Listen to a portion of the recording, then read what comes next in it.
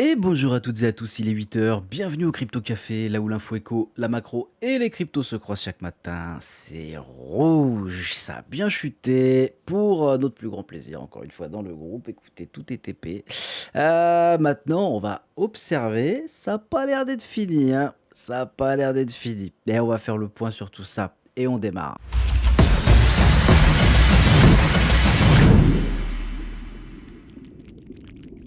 Allez, comme d'habitude, on commence avec le Fear and Greed Index qui est à 25 ce matin. Eh oui, on est dans la peur. On n'est pas encore dans l'extrême peur, mais on est dans la peur. Et bien comme il faut, là.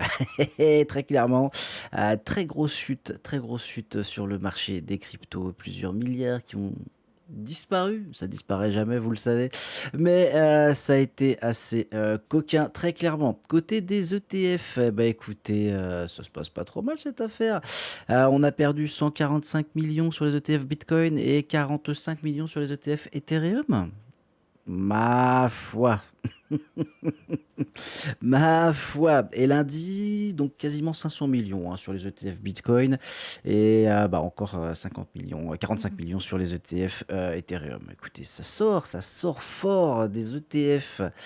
Ça me fait quand même penser qu'il y a beaucoup de personnes qui sortent et qui se préparent à rentrer sur SpaceX, Anthropic et OpenAI. Évidemment, il n'y a pas que la crypto qui va être touchée, hein. Je pense que ça va être assez coquin. En attendant, la dominance du Bitcoin qui est à 58%, Ethereum à 9,7% et les autres à 32,3%. On a quelques alts qui arrivent à tirer leur épingle du jeu, mais surtout l'USDT dominance, hein. Très clairement, on ira voir le graphique à la fin de cette matinale. Côté du prix des cryptos ce matin, Bitcoin à 67 000 dollars. On a touché 66 300 ce matin. Moins 5%. Ouais, moins 5%. Putain. Oh, Ethereum à 1860 dollars. On a quasiment touché les 1800 ce matin. Moins 6,50%. BNB moins 6,5%. Pareil. Solana 74 dollars. Moins 7%. Et ouais, c'est coquin. C'est très très très coquin. ZEC qui continue de pousser à la hausse, 622 dollars, qui prend lui 11%. Il en a rien à foutre de la baisse. Il a dit j'y vais tout seul, c'est pas grave, on y va. Qu'est-ce qu'on a d'autre ce matin? Allez, est-ce qu'on a un petit peu de choses coquines à checker? Chainlink qui perd 5%, Monero qui perd 3,40%, Cardano 5%. Écoutez, c'est un petit peu rouge ce matin, ça fait plaisir quand même un petit peu de voir ça. HBAR 3,5%, NIR, et voilà, NIR qui tire son épingle du jeu, qui profite de la hype des IA, très clairement, et qui prend 10%. On est à 2,86 $. Écoutez. Voilà, c'est beau, ça fait plaisir.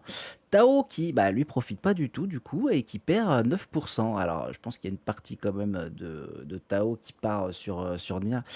Très clairement, ça va être à surveiller. Ondo, lui, qui prend 11%. Dexé qui prend 18,75%. Allez, pourquoi pas. Écoutez, j'aime cette volatilité. Très clairement, je kiffe ça. Et là, les traders doivent se régaler. Ils doivent se mettre très très bien et ça fait plaisir. ICP qui prend quasiment 10% et WorldCoin, très bien ça. Qui perd 13,34%. Allez, la rétine, faut que ça dégage. C'est parfait. Eh ben écoutez, c'est magnifique. C'est un marché très volatile. Il y a beaucoup de rouge, il y a un peu de vert, donc c'est qu'il y a de l'argent à faire de tous les côtés, très clairement.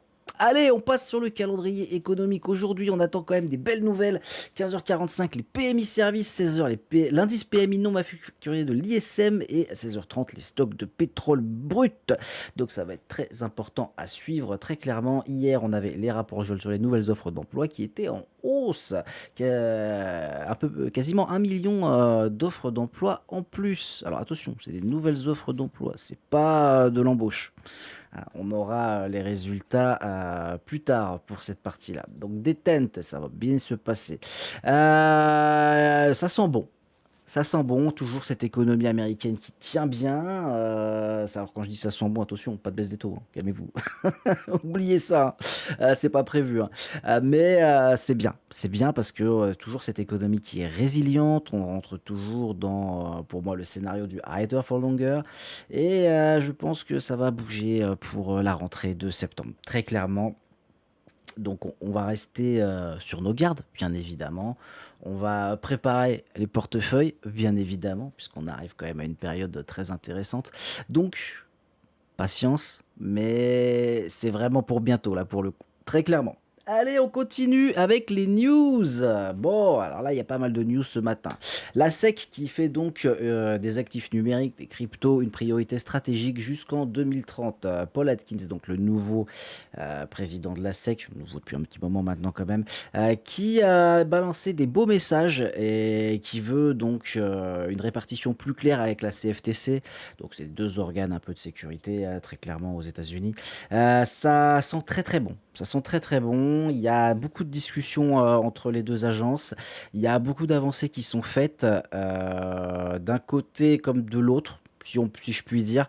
C'est sympa. J'ai envie de dire c'est sympa. Maintenant attention, ça reste des agences, hein. Ils sont là pour la régulation, ils sont là pour, surveiller, c'est un peu des gendarmes. Donc il va falloir faire attention, attention, attention, parce que ça peut picoter, gentiment aussi. On n'est jamais à l'abri, d'un retournement de veste ou quoi que ce soit. Ça parle un petit peu de la Clarity Act dans cet article, mais on va en parler, tout de suite sur cet article puisque, le débat se poursuit, au Sénat, cette semaine. Alors on commence à parler du mois d'août, hein, donc déjà on est passé du 4 juillet à août, hein, ça commence à être repoussé gentiment. À l'heure actuelle, avec le texte tel qu'il est, présent, ça ne sera pas accepté. Les démocrates ont dit: «Non, ça ne sera pas accepté avec ce texte-là, c'est pas bon, il y a trop de flou, il y a trop de choses qui vont pas» et ça ne déplaît pas à Dimon. À Dimon, donc hop là, attendez, bougez peu, voilà, Dimon, le PDG de JP Morgan, qui s'en prend très violemment au Clarity Act, qui n'est pas du tout d'accord avec ça, qui a lancé une énorme guerre avec, Brian Armstrong, donc le CEO de Coinbase. Et très clairement, on sent que les banques ne veulent pas de ce Clarity Act. Donc ça va être assez coquin. Donc c'est pas toutes les banques, attention, hein, parce que là on parle de JP Morgan qui est contre. Par contre, si on suit vraiment tout l'article qui va bien, Morgan Stanley, eux, ils sont chauds pour cette Clarity Act. Alors comment ça va se passer? Eh ben écoutez, à mon sens, ça va être très très simple. Il va y avoir beaucoup de débats, ça va prendre très longtemps. Il va y avoir beaucoup de discussions avant qu'ils puissent trouver un accord. Et ouais, ça va prendre pas mal de temps. Donc, est-ce que ça sera bon pour août? Je ne sais pas et je vous mens pas, je n'y crois pas. Je n'y crois pas vraiment.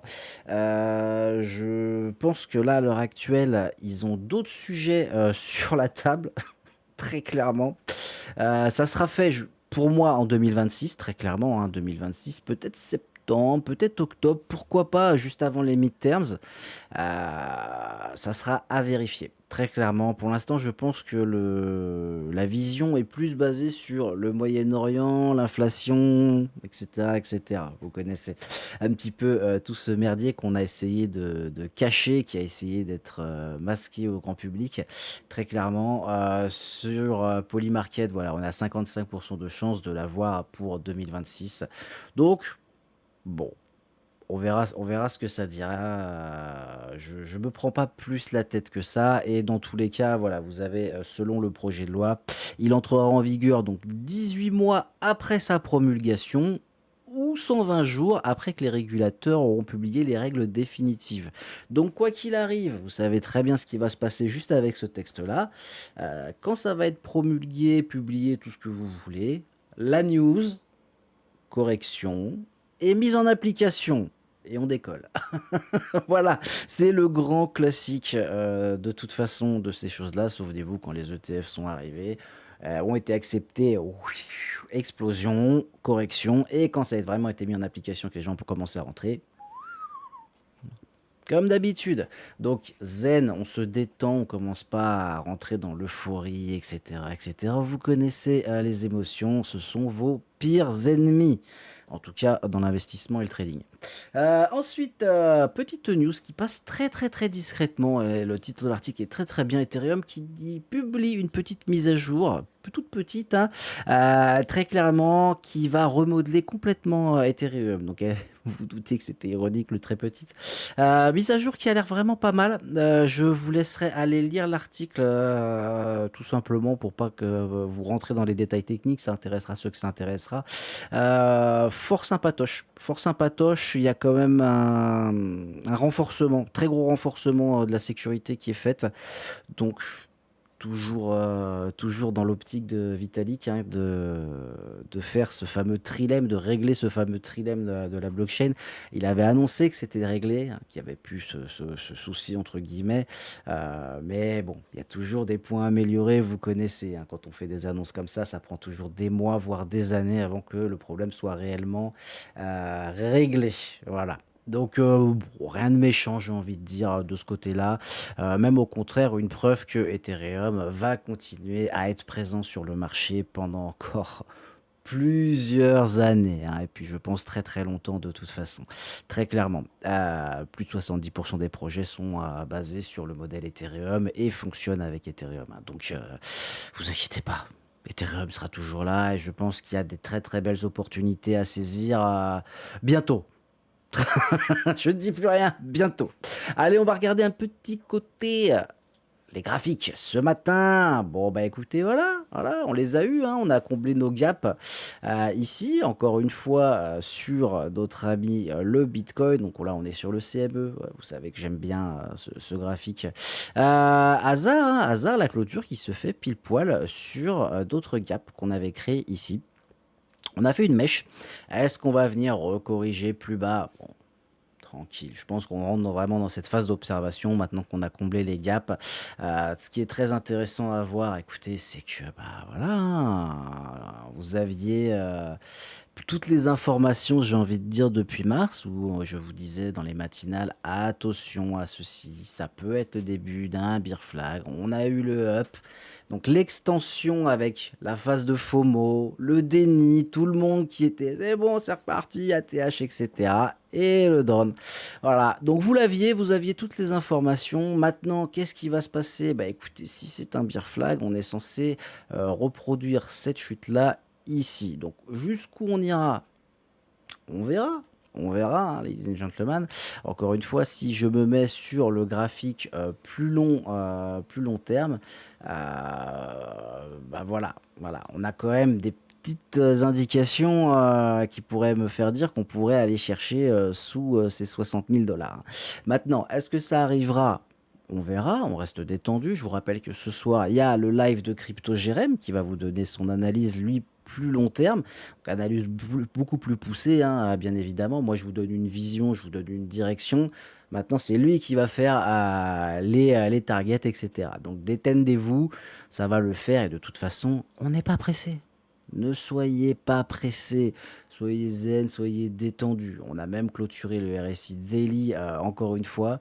Donc, zen, ce qui m'intéresse beaucoup ce matin, c'est la USDT dominance qu'on repasse en daily dessus. Et comme je vous disais, voilà, hein, pareil, notre petit bull flag, voilà, on l'a eu, on a retesté et on décolle.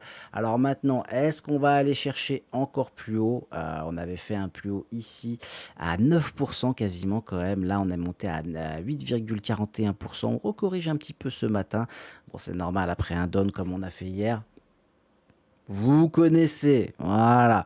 Maintenant, je pense qu'on ira chercher plus haut, bien évidemment, hein. Si Bitcoin continue à descendre, que les alts continuent en majorité à descendre, les gens vont aller massivement se réfugier sur l'USDT, l'USDC. Vous connaissez. Le temps que, et puis après, ça devrait bien s'en sortir. Allez, on refait un petit tour aussi ce matin du côté de l'US Oil. Ça fait longtemps qu'on n'est pas allé faire. Vous avez pu voir que j'ai enlevé ma petite boîte. Oui, ça faisait trop longtemps à un moment donné. Il faut aussi passer à autre chose. Écoutez, je pense que les tensions vont continuer, hein, très clairement. Ça, c'est au niveau du RSI. Ça, c'est très bullish, hein. Donc, on devrait pouvoir remonter. Et pourquoi pas aller chercher aussi cette zone de liquidité au-dessus des 100 dollars, au-dessus des 103 dollars, 105 dollars, hein, très clairement. Donc, on va voir ce que ça va donner. En tout cas, ça sent l'achat, ça sent le attendez, on pourrait même voir une petite, touc, touc, touc, touc, touc. Ouais, ouais, ouais, ouais, ouais, ouais, ouais. Ouais, ouais, ouais, ouais, ouais. On pourrait même y voir peut-être quelque chose. Pour ceux qui connaissent le pattern, vous savez à quoi je pense. Écoutez, on verra ce que ça dira. Si ça arrive, bon, bah, ça veut dire qu'on va continuer à tomber sur les cryptos. En attendant, observation, patience, préparation. Et les plans devraient tomber bientôt. Je vous souhaite à toutes et à tous une excellente journée, un très bon mercredi. Profitez et une bise!